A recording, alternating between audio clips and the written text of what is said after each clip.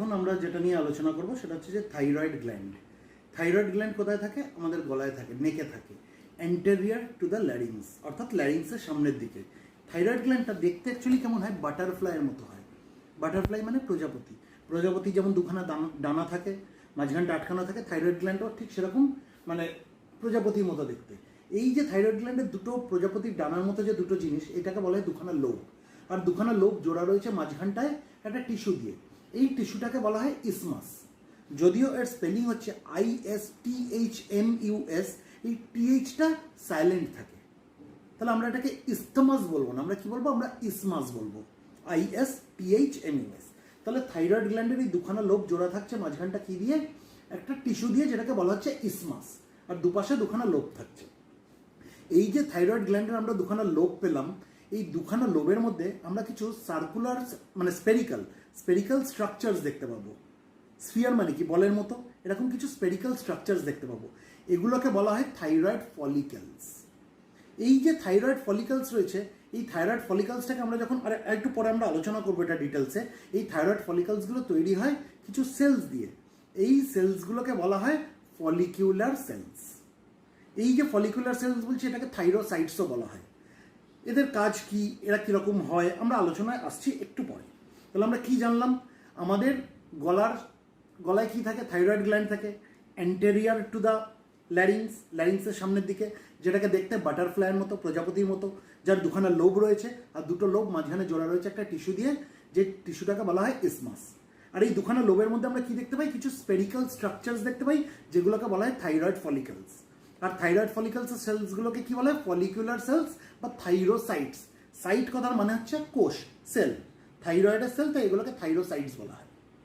এবার আমরা একটা ওই থাইরয়েড ফলিকেল নিয়ে কথা বলি। থাইরয়েড ফলিকেলটা দেখতে কেমন বলছি? স্পেরিক্যাল। এই যে থাইরয়েড ফলিকেলটা, এর যদি আমরা বাইরের দিকটা দেখি, এর বাইরের দিকটা কি করা থাকে? কিউবয়েডাল ইপিথিলিয়াম দিয়ে ঘেরা থাকে, মানে কিউবয়েডাল ইপিথিলিয়াল সেলস এর মধ্যে থাকে, তাই তো? এই যে থাইরয়েড ফলিকেলের যে বাইরের দেওয়ালটা, কিউবয়েডাল ইপিথিলিয়াল সেলস দিয়ে যেগুলো ঘেরা রয়েছে, এই কিউবয়েডাল ইপিথিলিয়াল সেলসগুলো কিন্তু অ্যাকচুয়ালি হচ্ছে থাইরোসাইটস বা ফলিকিউলার সেলস। আর এই যে ওর ভেতরের যে অংশটা, মানে ফলিকেলসের ভেতরের যে অংশটা, সেটা হচ্ছে অ্যাসেলুলার, অর্থাৎ এর মধ্যে কোনো সেল নেই, একটা ফাঁকা জায়গা, তাই ওটাকে বলা হয় অ্যাসেলুলার লুমেন। এবার এই অ্যাসেলুলার লুমেনের মধ্যে কি থাকে? সেল তো থাকে না, বুঝলাম। এখানে কিছু থাইরোগ্লোবিউলিন থাকে। এই থাইরোগ্লোবিউলিনগুলো কি জিনিস? থাইরোগ্লোবিউলিনগুলো এক ধরনের গ্লাইকোপ্রোটিন। এই থাইরোগ্লোবিউলিনগুলো তৈরি করছে কে? এই থাইরোগ্লোবিউলিনগুলো তৈরি করছে এই যে ফলিকুলার সেলস যেগুলো বললাম, যেগুলো কিউবয়েডাল ইপিথিলিয়াল সেলস, যেটা থাইরয়েড ফলিকেলটাকে ঘিরে রয়েছে, এই সেলগুলো এই থাইরোগ্লোবিউলিনগুলো তৈরি করে। আর এই থাইরোগ্লোবিউলিনগুলো থাকে কোথায়? অ্যাসেলুলার লুমেনে, অর্থাৎ এই ফলিকালসের মাঝের যে ফাঁকা জায়গা যেটা, সেখানে থাকে। আর এই যে অ্যাসেলুলার লুমেনে যে থাইরোগ্লোবিউলিন রয়েছে, এখানে আমরা প্রচুর টাইরোসিনের রেসিডিউ দেখতে পাবো। এবার প্রশ্ন হচ্ছে যে তাহলে এই ফলিকুলার সেলসগুলোর বা থাইরোসাইটস যেগুলো আমরা বললাম, এর কাজ কি? এর কাজ হচ্ছে থাইরয়েড হরমোন তৈরি করা, অর্থাৎ T3 এবং T4। T3 মানে ট্রাই আয়োডো থাইরোনিন, আর T4 মানে টেট্রা আয়োডো থাইরোনিন, যার আরেকটা নাম হচ্ছে থাইরক্সিন। এই হরমোনগুলোকে তৈরি করা, এগুলো হচ্ছে থাইরয়েড হরমোন। এবার কি করে তৈরি করে? আমরা যখন আয়োডিন খাচ্ছি, এই আয়োডিনগুলো কি হয়? আমাদের স্মল ইন্টেস্টাইন থেকে অ্যাবজর্ব হয়ে আমাদের ব্লাড সার্কুলেশনে আসে, আলটিমেটলি ওটা কোথায় গিয়ে পৌঁছায়? থাইরয়েড গ্ল্যান্ডে পৌঁছায়। এই মানে ফলিকুলার সেলসগুলোর কাজ হচ্ছে এই আয়োডিনটাকে ট্র্যাপ করে নেওয়া। তাহলে আয়োডিনটাকে ট্র্যাপ করে ফলিকুলার সেলের মধ্যে ঢুকিয়ে দিল, মানে থাইরয়েড ফলিকেলের মধ্যে ঢুকিয়ে দিল আয়োডিনটা ট্র্যাপ করে। তার সঙ্গে কি করলো?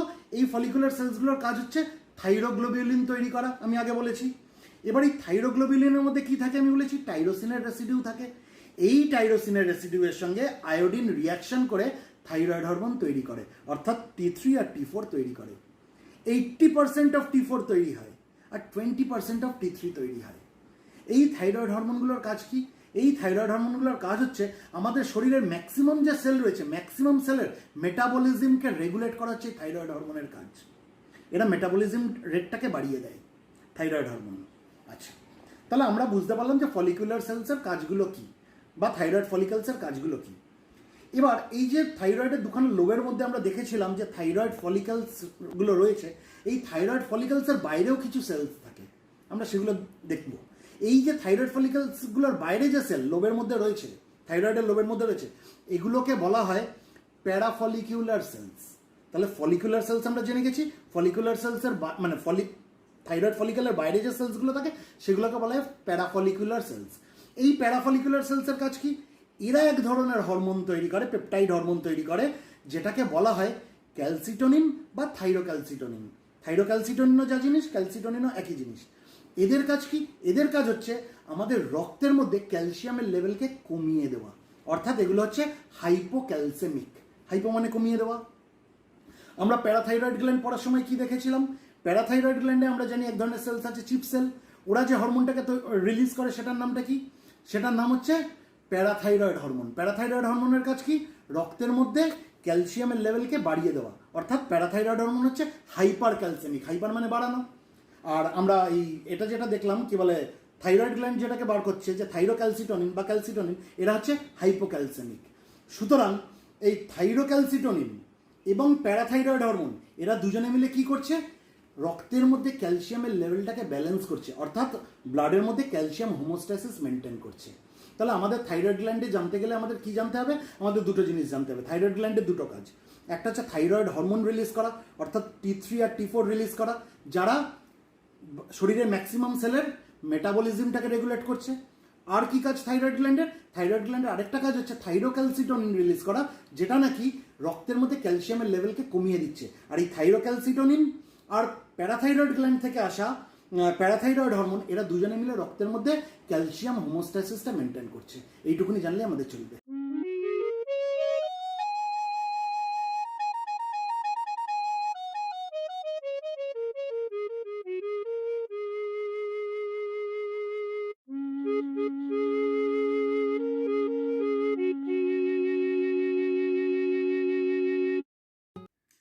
এখন আমরা যেটা নিয়ে আলোচনা করব সেটা হচ্ছে প্যারাথাইরয়েড গ্ল্যান্ড। এই প্যারাথাইরয়েড গ্ল্যান্ড জিনিসটা কি? আমরা যখন থাইরয়েড গ্ল্যান্ড পড়েছিলাম, আমরা কি বলেছিলাম? থাইরয়েড গ্ল্যান্ডটা দেখতে অনেকটা বাটারফ্লাইয়ের মতো, অর্থাৎ প্রজাপতির মতো। প্রজাপতির যেমন দুখানা ডানা থাকে, মাঝখানটা জোড়া থাকে, তার দুদিকে দুটো ডানা থাকে, থাইরয়েড গ্ল্যান্ডও ঠিক সেরকমই থাকে। থাইরয়েড গ্ল্যান্ডের দুখানা লোব, মাঝখানটা জোড়া থাকে ইসমাস দিয়ে, অর্থাৎ এরকম টাইপের হয়। প্রজাপতি যেমন উড়লে এরকম হয়, সেরকম প্রজাপতির দুখানা ডানা, মাঝখানটা জোড়া রয়েছে। এই যে মাঝখানটা যেটা, এটাকে বলা হয় ইসমাস, আর তার দুদিকে দুখানা লোব থাকছে। প্যারাথাইরয়েড গ্ল্যান্ড কোথায় থাকে? প্যারাথাইরয়েড গ্ল্যান্ড থাকে এই থাইরয়েড গ্ল্যান্ডটাকে যদি উল্টো করে দেখা হয়, অর্থাৎ থাইরয়েড গ্ল্যান্ডে যদি পেছন দিকটা দেখা হয়, তার ডরসাল সারফেসটা যদি দেখা যায়, দেখা যাবে যে থাইরয়েড গ্ল্যান্ডের এক একটা লোবের মধ্যে দুখানা করে গ্ল্যান্ড রয়েছে, অর্থাৎ মোট থাইরয়েড গ্ল্যান্ডে 4খানা গ্ল্যান্ড রয়েছে। এক একটা লোবের মধ্যে দুখানা করে গ্ল্যান্ড, এদিকে দুটো গ্ল্যান্ড, এদিকে দুটো গ্ল্যান্ড, অর্থাৎ মোট 4খানা গ্ল্যান্ড রয়েছে। এই 4খানা গ্ল্যান্ডকে বলা হয় প্যারাথাইরয়েড গ্ল্যান্ড। এই প্যারাথাইরয়েড গ্ল্যান্ডগুলো যে রয়েছে থাইরয়েডের ডরসাল সারফেস, অর্থাৎ থাইরয়েড গ্ল্যান্ডের পেছন দিকে, ঠিক আছে? এই প্যারাথাইরয়েড গ্ল্যান্ডে দু রকমের সেলস থাকে। একটাকে বলা হয় প্যারাথাইরয়েড চিপ সেলস, আরেক ধরনের সেলকে বলা হয় প্যারাথাইরয়েড অক্সিফিল সেলস। মেইন সেল যেগুলো প্যারাথাইরয়েড গ্ল্যান্ডে, সেটা হচ্ছে প্যারাথাইরয়েড চিপ সেল। আর এই প্যারাথাইরয়েড অক্সিফিল সেল মানে আন্দাজ করা হয়, ধারণা করা হয় যে জন্মের সময় যখন কোনো মানুষ জন্মেছিল, তখন তার যে প্যারাথাইরয়েড গ্ল্যান্ড যেটা ছিল, সেই প্যারাথাইরয়েড গ্ল্যান্ডে তখন প্যারাথাইরয়েড চিপ সেলসগুলোই ছিল। কিন্তু পিউবার্টির সময় তখন এই কিছু প্যারাথাইরয়েড চিপ সেল কনভার্টেড হয়ে যায় প্যারাথাইরয়েড অক্সিফিল সেলে। আর এই প্র্যাকটিক্যালি এই প্যারাথাইরয়েড অক্সিফিল সেলগুলোর কোনো আদপে কোনো কাজ আছে কিনা একটা বড় প্রশ্ন। They don't have any known function, অর্থাৎ প্যারাথাইরয়েড অক্সিফিল সেল আমাদের জন্য ইম্পর্টেন্ট না। কেন? কারণ প্যারাথাইরয়েড অক্সিফিল সেলসের কোনো নোন ফাংশন নেই। ইম্পর্টেন্ট কোনটা? ইম্পর্টেন্ট হচ্ছে প্যারাথাইরয়েড চিপ সেলস। আর এই যে প্যারাথাইরয়েড চিপ সেলস আমরা বলছি, এর মেন কাজ হচ্ছে এক ধরনের হরমোন তৈরি করা, যেটাকে বলা হয় প্যারাথাইরয়েড হরমোন। এই প্যারাথাইরয়েড হরমোন কে প্রডিউস করছে? প্যারাথাইরয়েড গ্ল্যান্ডের প্যারাথাইরয়েড চিপ সেলস প্রডিউস করছে। এই যে প্যারাথাইরয়েড হরমোন যেটা বেরোচ্ছে, এই হরমোনটার কাজ হচ্ছে ব্লাডের মধ্যে ক্যালসিয়ামের লেভেলকে বাড়িয়ে দেওয়া, অর্থাৎ এই প্যারাথাইরয়েড হরমোনকে বলা হয় হাইপার ক্যালসেমিক, অর্থাৎ ব্লাডে ক্যালসিয়ামের লেভেল বাড়িয়ে দেয়। আমরা যখন থাইরয়েড গ্ল্যান্ড পড়েছিলাম, আমরা তখন কি দেখেছিলাম, থাইরয়েড গ্ল্যান্ডের মধ্যে এক ধরনের সেল আছে যেটাকে বলা হয় প্যারাফলিকিউলার সেলস, আর এই প্যারাফলিকুলার সেলস থেকে আরেক ধরনের হরমোন রিলিজ হয় যেটার নাম আমরা কি বলেছিলাম, থাইরোক্যালসিটোনিন। এই থাইরোক্যালসিটোনিনের কাজ আমরা কি শিখেছিলাম, থাইরোক্যালসিটোনিনের কাজ হচ্ছে রক্তের মধ্যে ক্যালসিয়ামের লেভেলকে কমিয়ে দেওয়া, অর্থাৎ হাইপোক্যালসেমিক। আর প্যারাথাইরয়েড হরমোনের ক্ষেত্রে আমরা কি দেখলাম, প্যারাথাইরয়েড হরমোন হচ্ছে হাইপার ক্যালসেমিক, অর্থাৎ রক্তে ক্যালসিয়ামের লেভেলকে বাড়িয়ে দেয়। তাহলে প্যারাথাইরয়েড হরমোন হাইপার ক্যালসেমিক আর থাইরোক্যালসিটোনিন হাইপোক্যালসেমিক, এরা দুজনে মিলে ব্লাডের মধ্যে রক্তের লেভেলটাকে মেনটেন করে। মানে রক্তে যদি রক্তের মধ্যে ক্যালসিয়ামের লেভেলটাকে মেনটেন করে। রক্তের মধ্যে যদি কোনোভাবে ক্যালসিয়ামের লেভেল নর্মালের থেকে কমে যায় তাহলে প্যারাথাইরয়েড হরমোনের রিলিজ বাড়বে। সে কি করবে, ক্যালসিয়ামের লেভেল রক্তে আবার বাড়িয়ে নর্মালে নিয়ে চলে আসবে। আর কোনো কারণে যদি ব্লাডের মধ্যে ক্যালসিয়ামের লেভেল নর্মালের থেকে বেড়ে যায় তখন কি হবে, তখন থাইরয়েড গ্ল্যান্ড কি করবে, থাইরয়েড গ্ল্যান্ডের প্যারাফলিকুলার সেলস থাইরোক্যালসিটোনিন হরমোন রিলিজ করবে। আর এই থাইরোক্যালসিটোনিন হরমোন কি করবে, ক্যালসিয়ামের লেভেলকে কমিয়ে আবার নর্মাল রেঞ্জে নিয়ে চলে আসবে। তাহলে এই প্যারাথাইরয়েড হরমোন এবং থাইরোক্যালসিটোনিন এরা দুজনে মিলে রক্তের ক্যালসিয়াম হোমোস্ট্যাসিস মেনটেন করে। এবার তাহলে আমাকে জানতে হবে যে রক্তের মধ্যে ক্যালসিয়ামের নর্মাল রেঞ্জ কতটা। এই রক্তের মধ্যে ক্যালসিয়ামের যে লেভেল, যে রেঞ্জ, নর্মাল রেঞ্জ, সেটা একটা ন্যারো রেঞ্জ। ন্যারো রেঞ্জ অর্থাৎ 9 to 10 মিলিগ্রাম%। রক্তে কতটা ক্যালসিয়াম থাকতে হবে, 9 to 10 মিলিগ্রাম%। এই মিলিগ্রাম% কথার মানে হচ্ছে 100 ml ব্লাডের মধ্যে কত মিলিগ্রাম ক্যালসিয়াম রয়েছে। আমি যদি 9 মিলিগ্রাম% বলি তার মানে হচ্ছে 100 ml ব্লাডের মধ্যে 9 মিলিগ্রাম ক্যালসিয়াম রয়েছে। আমি যদি 10 মিলিগ্রাম% বলি তার মানে আমি কি বুঝতে হবে, 100 ml ব্লাডের মধ্যে 10 মিলিগ্রাম ক্যালসিয়াম রয়েছে। নর্মাল রেঞ্জ হচ্ছে 9 to 10 মিলিগ্রাম%। যদি কোনো কারণে 9 মিলিগ্রাম%-এর নিচে রক্তে ক্যালসিয়াম চলে আসে তার মানে সেটাকে আমরা বলবো হাইপোক্যালসেমিয়া। হাইপো কথার মানে কি, কম, ক্যালসে মানে ক্যালসিয়াম বুঝতে পারছি, আর এমিয়া মানে হচ্ছে ব্লাড, অর্থাৎ ব্লাডে ক্যালসিয়ামের লেভেল কম।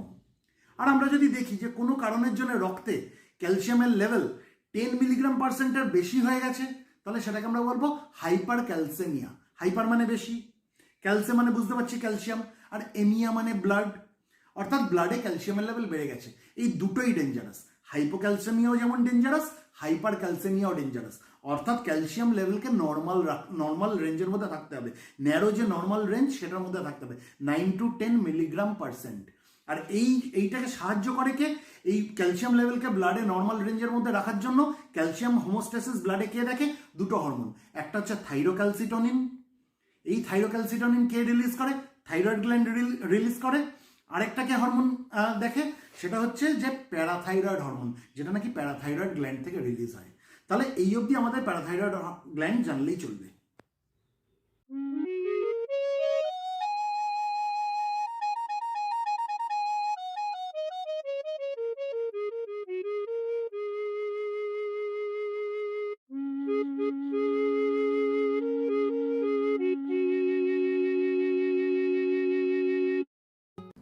এখন আমরা যেটা নিয়ে কথা বলবো সেটা হচ্ছে যে অ্যাড্রিনাল গ্ল্যান্ড। এই অ্যাড্রিনাল গ্ল্যান্ডকে সুপ্রারিনাল গ্ল্যান্ডও বলা হয়। কেন সুপ্রারিনাল গ্ল্যান্ড বলা হয়, তার কারণ হচ্ছে রিনাল কথার অর্থ হচ্ছে কিডনি। যেহেতু এই অ্যাড্রিনাল গ্ল্যান্ড কিডনির উপরে থাকে সেই জন্য অ্যাড্রিনাল গ্ল্যান্ডকে বলা হয় সুপ্রারিনাল গ্ল্যান্ড। আমরা জানি যে আমাদের শরীরে দুখানা কিডনি থাকে, একটা রাইট কিডনি, একটা লেফট কিডনি। রাইট কিডনির উপরে থাকে রাইট অ্যাড্রিনাল গ্ল্যান্ড, আর লেফট কিডনির উপরে থাকে লেফট অ্যাড্রিনাল গ্ল্যান্ড। অর্থাৎ আমাদের শরীরে যেমন দুখানা কিডনি রয়েছে ঠিক সেরকম দুখানা অ্যাড্রিনাল গ্ল্যান্ডও রয়েছে, এক একটা কিডনির ওপরে এক একটা অ্যাড্রিনাল গ্ল্যান্ড। আর এই যে কিডনির ওপরের দিকের যে অংশ সেটাকে বলা হয় superior pole of the kidney. তার মানে এই অ্যাড্রিনাল গ্ল্যান্ডটা অ্যাকচুয়ালি কোথায় থাকে, সুপেরিয়র পোল অফ দ্য কিডনিতে, অর্থাৎ কিডনির মাথার উপরে বসে রয়েছে। এই যে অ্যাড্রিনাল গ্ল্যান্ড আমরা বলছি, রাইট অ্যাড্রিনাল গ্ল্যান্ড যেটা রয়েছে অর্থাৎ ডান দিকের কিডনির ওপরে যে অ্যাড্রিনাল গ্ল্যান্ডটা রয়েছে এর শেপটা আমরা যদি দেখি এটা হচ্ছে পিরামিডাল ইন শেপ। আর আমরা যদি লেফট অ্যাড্রিনাল গ্ল্যান্ড দেখি অর্থাৎ লেফট কিডনির উপরে যে অ্যাড্রিনাল গ্ল্যান্ড রয়েছে এটা হচ্ছে ক্রিসেন্ট শেপ অর্থাৎ সেমিলিউনার। এই অ্যাড্রিনাল গ্ল্যান্ডগুলো এনক্যাপসুলেট করা থাকে রেনাল ফেসিয়া দিয়ে। এই রেনাল ফেসিয়া জিনিসটা কি, রেনাল ফেসিয়া হচ্ছে একটা লেয়ার অফ কানেকটিভ টিস্যু যেটা অ্যাড্রিনাল গ্ল্যান্ড এবং কিডনি দুটোকে একসাথে এনক্যাপসুলেট করে রয়েছে। আমি কি বললাম, রেনাল ফেসিয়া হচ্ছে লেয়ার অফ কানেকটিভ টিস্যু যেটা অ্যাড্রিনাল গ্ল্যান্ড এবং কিডনি দুটোকে একসাথে এনক্যাপসুলেট করা রয়েছে। এবার আমরা যদি অ্যাড্রিনাল গ্ল্যান্ডে যাই, আমরা দেখবো যে অ্যাড্রিনাল গ্ল্যান্ডের দুখানা পার্ট। একদম বাইরের দিকের যে অংশটা, বাইরের দিকের যে পার্ট, সেটাকে বলা হয় অ্যাড্রিনাল কর্টেক্স। আর তার ভেতরের যে অংশ অর্থাৎ সেন্ট্রাল পার্ট যেটা, সেটাকে বলা হয় অ্যাড্রিনাল মেডুলা। আমরা দুটোরই আলাদা আলাদা করে পড়বো, দুটোরই আলাদা আলাদা কাজ জানবো। প্রথমে আমি যেটা নিয়ে আলোচনা করবো সেটা হচ্ছে যে একদম বাইরের দিকের যে অংশটা অর্থাৎ অ্যাড্রিনাল কর্টেক্স যেটা, যে বাইরের যে পার্ট, সেটা নিয়ে আমরা আলোচনা করব। এই অ্যাড্রিনাল কর্টেক্সটাকে আমরা যদি দেখি, আমরা দেখবো যে অ্যাড্রিনাল কর্টেক্সের তিনটে জোন আছে। তিনটে জোন নিয়ে এই অ্যাড্রিনাল কর্টেক্স তৈরি। একদম বাইরের দিকের যে জোন অ্যাড্রিনাল কর্টেক্সের, সেটাকে বলা হয় জোনা গ্লোমেরুলোসা। তার ভেতরে যে জোনটা অর্থাৎ মিডলের যে জোন, সেটাকে বলা হয় জোনা ফ্যাসিকুলাটা। আর একদম ভেতরের দিকের যে জোনটা, সেটাকে বলা হয় জোনা রেটিকুলারিস। এই যে তিনটে জোন আমরা দেখলাম, এই তিনটে জোনের মধ্যে সব থেকে লার্জেস্ট হচ্ছে মাঝখানের জোনটা অর্থাৎ জোনা ফ্যাসিকুলাটা। যেটা কেন? কারণ এই অ্যাড্রিনাল কর্টেক্সের 80% ভলিউম এই জোনা ফ্যাসিকুলাটা নিয়ে থাকে। এবার এই তিনটে জোন, এদের কাজ কি? এদের কাজ হচ্ছে যে স্টেরয়েড হরমোন রিলিজ করা। একদম বাইরের যে জোনটা রয়েছে অর্থাৎ জোনা গ্লোমেরুলোসা যেটা, সেই যে স্টেরয়েড হরমোন রিলিজ করে সেটাকে বলা হয় অ্যালডোস্টেরন। এই অ্যালডোস্টেরনের কাজ কি? অ্যালডোস্টেরনের কাজ হচ্ছে ব্লাড প্রেশারকে রেগুলেট করা। ব্লাড প্রেশার যেটা আছে, ব্লাড প্রেশারকে হচ্ছে লং টার্ম রেগুলেট করা, সেটা হচ্ছে এই অ্যালডোস্টেরনের কাজ। শুধু ব্লাড প্রেশার না, ইলেকট্রোলাইট ব্যালেন্সকে রেগুলেট করা, তার সঙ্গে হচ্ছে ব্লাড ভলিউম যেটা আছে সেটাকে রেগুলেট করা, এই সবগুলো হচ্ছে অ্যালডোস্টেরনের কাজ। এটা কোথা থেকে বেরোচ্ছে? একদম বাইরের লেয়ার থেকে বেরোচ্ছে। মাঝের যে লেয়ার অর্থাৎ জোনা ফ্যাসিকুলাটা, এই জোনা ফ্যাসিকুলাটা যে স্টেরয়েড হরমোনটা রিলিজ করে, সেটার নাম হচ্ছে মাঝের যে লেয়ার, যেটাকে বললাম যে জোনা ফ্যাসিকুলাটা, এই যে স্টেরয়েড হরমোনটা রিলিজ করে, এটাকে বলা হচ্ছে কর্টিজল। এই কর্টিজলের কাজ কি? কর্টিজলের কাজ হচ্ছে প্রোটিনস, ফ্যাটস এবং সুগার, এদের মেটাবলিজমটাকে রেগুলেট করা। আর একদম যে ভেতরের যে লেয়ার অর্থাৎ জোনা রেটিকুলারিস, এই যে স্টেরয়েড হরমোনটা রিলিজ করে, এটাকে বলা হয় অ্যান্ড্রোজেন। আর সব থেকে ইম্পর্টেন্ট অ্যান্ড্রোজেন হচ্ছে DHEA অর্থাৎ ডিহাইড্রো এপি অ্যান্ড্রোস্টেরন। এই DHEA জিনিসটা কি? এই DHEA হচ্ছে precursor to testosterone and oestrogen. অর্থাৎ এই DHEA কনভার্টেড হয়ে কি তৈরি করে? টেস্টোস্টেরন তৈরি করে। আর এই DHEA কনভার্টেড হয়ে ইস্ট্রোজেন তৈরি করে। তাহলে DHEA হচ্ছে একটা ইম্পর্টেন্ট অ্যান্ড্রোজেন, যেটা নাকি একদম ইনারমোস্ট লেয়ার থেকে বেরোচ্ছে, রিলিজ হচ্ছে এই স্টেরয়েড হরমোনটা। তাহলে এটা আমরা বুঝে গেলাম যে অ্যাড্রিনাল কর্টেক্সের কাজ। এবার আমরা অ্যাড্রিনাল মেডুলায় আসবো, অর্থাৎ সেন্ট্রাল যে পার্টটা ছিল অ্যাড্রিনাল গ্ল্যান্ডের, তার কাজে আসবো। অ্যাড্রিনাল মেডুলা ক্যাটেকোলামাইন্স রিলিজ করে। এই ক্যাটেকোলামাইন্স বলতে আমরা কি বুঝি? আমরা বুঝি অ্যাড্রিনালিন এবং নর অ্যাড্রিনালিন। অ্যাড্রিনালিন অর্থাৎ যাকে আমরা এপিনেফ্রিন বলি, আর নর অ্যাড্রিনালিন মানে যাকে আমরা নর এপিনেফ্রিন বলি। এই এপিনেফ্রিন এবং নর এপিনেফ্রিন বা অ্যাড্রিনালিন এবং নর অ্যাড্রিনালিন, এইটা আমরা যদি দেখি, দেখবো যে এই মেডুলা মানে adrenal medulla 80% of the adrenaline release করছে আর 20% অফ দ্য নর অ্যাড্রিনালিন রিলিজ করছে। অর্থাৎ 80% অফ দ্য এপিনেফ্রিন রিলিজ করছে অ্যান্ড 20% অফ নর এপিনেফ্রিন রিলিজ করছে। এই অ্যাড্রিনালিন এবং নর অ্যাড্রিনালিন এরা কিন্তু স্ট্রেস সিচুয়েশনের সময় ফ্লাইট এবং ফ্লাইট রেসপন্স দিতে সাহায্য করে।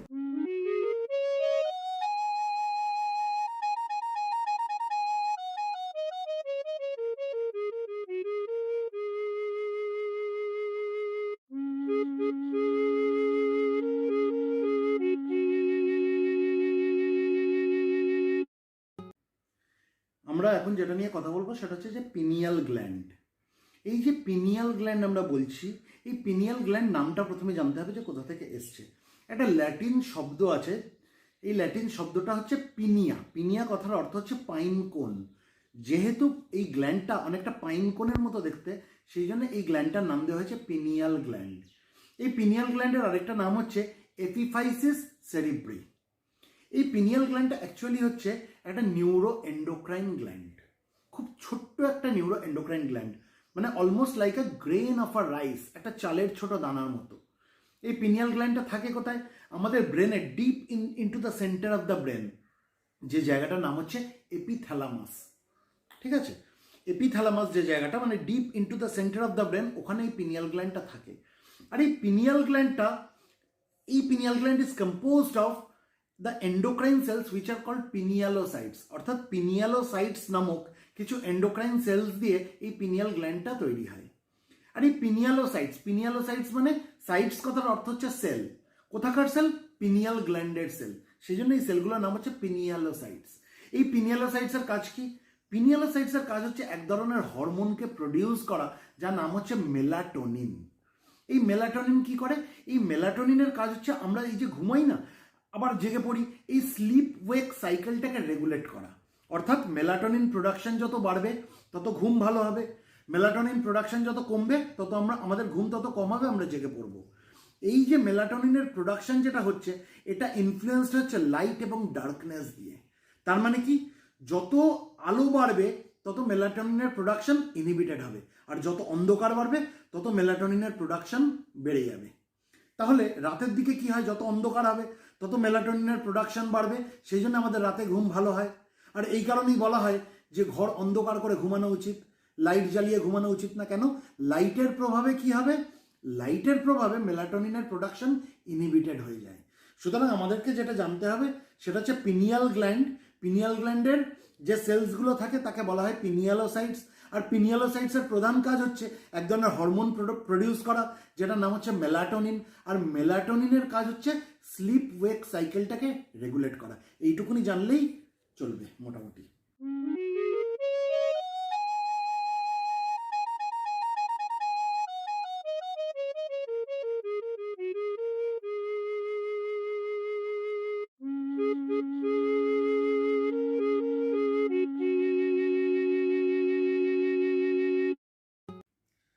এখন আমরা প্যানক্রিয়াস নিয়ে আলোচনা করব।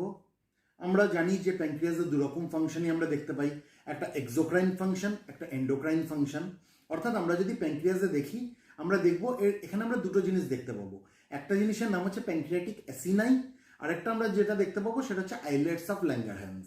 তাহলে প্যানক্রিয়াসকে আমরা যদি দেখি, প্যানক্রিয়াসের দুটো জিনিস আমরা কি দেখতে পাবো? একটা হচ্ছে প্যানক্রিয়াটিক অ্যাসিনাই, আর একটা হচ্ছে প্যানক্রিয়াসের মধ্যে আরেকটা কি দেখতে পাবো? Islets of Langerhans.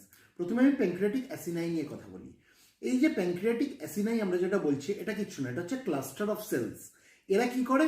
এরা এক্সোক্রাইন ফাংশনটা দেখে প্যানক্রিয়াসের। অর্থাৎ এই যে ডাইজেস্টিভ এনজাইম যে রিলিজ হচ্ছে, তৈরি হয়ে যে রিলিজ হচ্ছে বাই মিনস অফ ডাক্ট দিয়ে যে ডাইজেস্টিভ এনজাইমগুলো আসছে শরীরে, মানে আমাদের ডাইজেস্টিভ ট্র্যাক্টের মধ্যে, এই জিনিসটা দেখে হচ্ছে প্যানক্রিয়াটিক অ্যাসিনাই।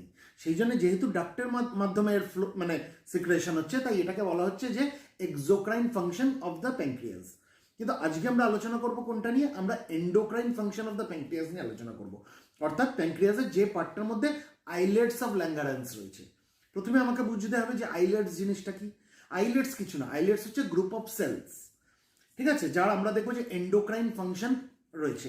এই যে আইলেটস, যেগুলো গ্রুপ অফ সেলস, এটা প্রথম ডেসক্রাইব করেছিল পল ল্যাঙ্গারহ্যান্স বলে একজন জার্মান ফিজিশিয়ান। এই পল ল্যাঙ্গারহ্যান্সের নাম থেকে কিন্তু এই আইলেটস গুলোর নামকরণ করা হয়েছে আইলেটস অফ ল্যাঙ্গারহ্যান্স। অর্থাৎ আমরা যদি প্যানক্রিয়াসে দেখি, প্যানক্রিয়াসের মধ্যে আমরা 10 লাখ আইলেটস দেখতে পাবো, ঠিক আছে। কিন্তু প্যানক্রিয়াসের মেজরিটি আমরা যদি দেখি, যে মেজর পোর্শনটা নিয়ে রাখা হচ্ছে প্যানক্রিয়াটিক অ্যাসিনাই। অর্থাৎ প্যানক্রিয়াসের ম্যাক্সিমাম পোর্শনটা তৈরি করে রাখা হচ্ছে প্যানক্রিয়াটিক অ্যাসিনাই। আর মাত্র 1 to 2% অফ দ্য প্যানক্রিয়াসের ভলিউম হচ্ছে আইলেটস অফ ল্যাঙ্গারহ্যান্স নিয়ে হয়, ঠিক আছে। তার মানে আইলেটস অফ ল্যাঙ্গারহ্যান্স হচ্ছে একটা রিজিয়ন যার মধ্যে কি রয়েছে? যার মধ্যে রয়েছে এন্ডোক্রাইন সেলস। আমি যদি প্রতিটা আইলেটস দেখি, এই প্রত্যেকটা আইলেটসের মধ্যে আমরা 4 ধরনের সেলস দেখতে পাবো: alpha cells, beta cells, delta cells. এই 3টে সেলস হচ্ছে সব থেকে ইম্পর্টেন্ট। এর পাশাপাশি আমি আরেক ধরনের সেলস দেখতে পাবো, যেটাকে বলা হয় প্যানক্রিয়াটিক পলিপেপটাইড সেলস বা পিপি সেলস। তাহলে আমি যদি আইলেটস দেখি, আইলেটস কখানা আইলেটস আছে আমি বললাম? একটা প্যানক্রিয়াসের মধ্যে মোটামুটি 10 লাখ মতো আইলেটস আছে। আর প্রতিটা আইলেটসের মধ্যে 4 ধরনের সেল থাকে, যার মধ্যে প্রধান 3টে সেল হচ্ছে আলফা সেলস, বিটা সেলস এবং ডেল্টা সেলস। এবং 4 নম্বর সেলটা হচ্ছে পিপি সেলস অথবা প্যানক্রিয়াটিক পলিপেপটাইড সেলস। এই যে আলফা সেলস আমি বললাম, এই আলফা সেলসের কাজ হচ্ছে গ্লুকাগন নামে একটা হরমোন প্রডিউস করা। আর এই গ্লুকাগনের কাজ কি? গ্লুকাগনের কাজ হচ্ছে রক্তের মধ্যে গ্লুকোজের লেভেলকে বাড়িয়ে দেওয়া। অর্থাৎ গ্লুকাগন হরমোনটা হচ্ছে হাইপার গ্লাইসেমিক, বোঝাতে পারলাম? আর বিটা সেলস আমি যেটা বললাম, বিটা সেলসের মধ্যে দিয়ে বিটা সেলস থেকে যে হরমোনটা রিলিজ হয় সেটার নাম হচ্ছে ইনসুলিন। ইনসুলিনের কাজ কি? ইনসুলিনের কাজ হচ্ছে রক্তের মধ্যে গ্লুকোজের লেভেলকে কমিয়ে দেওয়া, অর্থাৎ ইনসুলিন হচ্ছে হাইপোগ্লাইসেমিক। আর ডেল্টা সেলস আমি যেটা বললাম, ডেল্টা সেলস থেকে যে হরমোনটা রিলিজ হয় সেটাকে বলা হয় সোমাটোস্ট্যাটিন। এই সোমাটোস্ট্যাটিন যে হরমোনটা রিলিজ হচ্ছে এর কাজ কি? এর কাজ হচ্ছে গ্লুকাগন রিলিজকেও ইনহিবিট করা, ইনসুলিন রিলিজকেও ইনহিবিট করা। বোঝাতে পারছি? এবার এই সোমাটোস্ট্যাটিন কি খালি ওই মানে আইলেটস আর ডেল্টা সেলস থেকে বেরোয়? তা না, আরো অনেক সেলস আছে যেখান থেকে সোমাটোস্ট্যাটিন বেরোয়। আমাদের হাইপোথ্যালামাস থেকে বেরোয়, পাইলোরিক অ্যান্ট্রাম থেকে বেরোয়, ডিওডেনাম থেকে বেরোয়। সুতরাং একমাত্র যে ডেল্টা সেলস থেকে যে সোমাটোস্ট্যাটিন বেরোয় এমন জিনিসটা না। তাহলে মেন যে কাজ করে মানে ব্লাডের মধ্যে যে গ্লুকোজ লেভেলটাকে কন্ট্রোল করে, কে কন্ট্রোল করে? কন্ট্রোল করে হচ্ছে গ্লুকাগন আর ইনসুলিন। আর এদেরকে কন্ট্রোল করে কে? গ্লুকাগন রিলিজ আর ইনসুলিন রিলিজকে কে ইনহিবিট করছে? সোমাটোস্ট্যাটিন। যখন রক্তে গ্লুকোজের লেভেল কমে যায় তখন গ্লুকাগন রিলিজ বেড়ে যায়। আর এই গ্লুকাগন রিলিজ বাড়লে কি হবে? রক্তে আবার গ্লুকোজের লেভেল বেড়ে যাবে, গিয়ে নর্মাল হয়ে যাবে। আবার যদি কোনো কারণে রক্তে গ্লুকোজের লেভেল নর্মালের থেকে বেড়ে যায় তখন কি হবে? তখন ইনসুলিন রিলিজ হবে। আর ইনসুলিন রিলিজ হলে কি হবে? এ রক্তে কি করবে? গ্লুকোজের লেভেলকে কমিয়ে দেবে, কমিয়ে আবার নর্মালে নিয়ে আসবে। তাহলে আমরা আলফা সেলস, বিটা সেলস আর ডেল্টা সেলস বুঝলাম আইলেটস এর মধ্যে। এবার আইলেটস এর মধ্যে আরেক ধরনের সেল আছে আমরা যেটা বললাম, যেটা হচ্ছে পিপি সেলস বা প্যানক্রিয়াটিক পলিপেপটাইড সেলস। এবার এর কাজ কি? এই প্যানক্রিয়াটিক পলিপেপটাইড সেলস প্যানক্রিয়াসের যে এক্সোক্রাইন ফাংশন রয়েছে, অর্থাৎ ডাইজেস্টিভ এনজাইম যে রিলিজ করছিল থ্রু ডাক্টস, এই এক্সোক্রাইন ফাংশনটাকে ইনহিবিট করে। সঙ্গে কি করে? সঙ্গে গল ব্লাডারের কন্ট্রাকশনকে ইনহিবিট করে, যার জন্য বিলিয়ারি সিক্রেশনটা ইনহিবিটেড হয়। আর কি করে? গ্যাস্ট্রিক এমটিং যেটা হচ্ছিল সেটাকে ইনহিবিট করে, গাট মোটিলিটিকে ইনহিবিট করে দেয়। সুতরাং আমাদের কাছে এই প্যানক্রিয়াটিক পলিপেপটাইড সেলটা বেশি আলোচ্য বিষয় না। আলোচ্য বিষয় কোনটা? জানতে হবে কোনটা? যেগুলো মেন এন্ডোক্রাইন সেলস, অর্থাৎ আইলেটস এর আলফা সেলস, বিটা সেলস এবং ডেল্টা সেলস। আলফা সেলস, আমি আরেকবার বলছি, আলফা সেলস এর কাজ কি? গ্লুকাগন রিলিজ করা। আর গ্লুকাগন হরমোনটা কি করে? গ্লুকাগন হরমোন করে হচ্ছে যে রক্তের মধ্যে গ্লুকোজের লেভেলকে বাড়িয়ে দেয়। বিটা সেলস কি করে? বিটা সেলস এর মধ্যে দিয়ে যে হরমোনটা রিলিজ হয় তার নাম হচ্ছে ইনসুলিন। ইনসুলিনের কাজ কি? ইনসুলিনের কাজ হচ্ছে রক্তের মধ্যে গ্লুকোজের লেভেলকে কমিয়ে দেয়। আর ডেল্টা সেলস কি করে? ডেল্টা সেলস যে হরমোনটা রিলিজ করে তার নাম হচ্ছে সোমাটোস্ট্যাটিন। আর এই সোমাটোস্ট্যাটিনের কাজ কি হচ্ছে? গ্লুকাগন এবং ইনসুলিন দুটোরই রিলিজকে ইনহিবিট করা। তাহলে আমাদের এই অবধি জানলেই হবে।